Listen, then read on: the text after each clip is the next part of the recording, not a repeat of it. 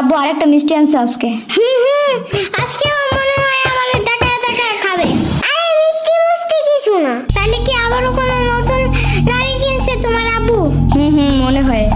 বুঝছি, আবারও আমার দেখা দেখা খেলবে, কিন্তু খেলতে নেবে না। আরে দূর, আগে তো শুনো তো। শোনাও, ওই যে ওই দিন আমরা সবাই মিলে একটা বিড়ালের কেক খেয়েছিলাম না? বিলাল না বিড়াল। মুখটা বন্ধ করো। হ্যাঁ তুমি বলো। ওই বিড়াল কেমনে যেন আছে আমার বাসার পিছনে। ওর পায়ে আবার ব্যথাও আছে। পরে আমি ওকে বাসায় আবার লুকিয়ে রাখছি, কিন্তু বেশিক্ষণ রাখা যাবে না। কেন? আমার আব্বু বিড়াল দেখলে রাগ করে। ওরে দেখলে রাগের চোটে মনে হয় বুনা করে খাই ফেলাবে। মনে হয় ভয় পায়, বাট কাউরে বুঝতে দেয় না। হ্যাঁ হইতে পারে। বাট এখন কই রাখবো ওরে? তাহলে ওরে নিয়ে আসো আমার বাসায়। আচ্ছা, কিন্তু তুমি ওরে খাওয়াবা কি?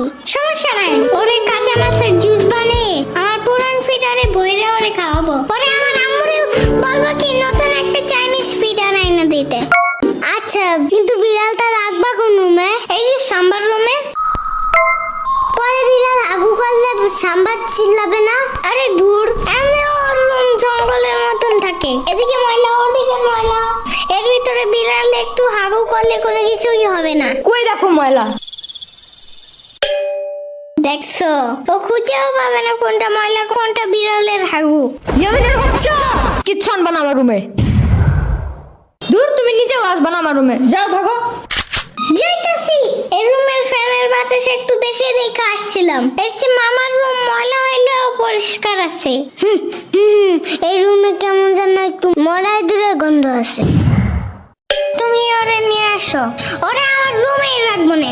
আমার রুম দেখছো না কত সুন্দর আর কত গ্রান্ড।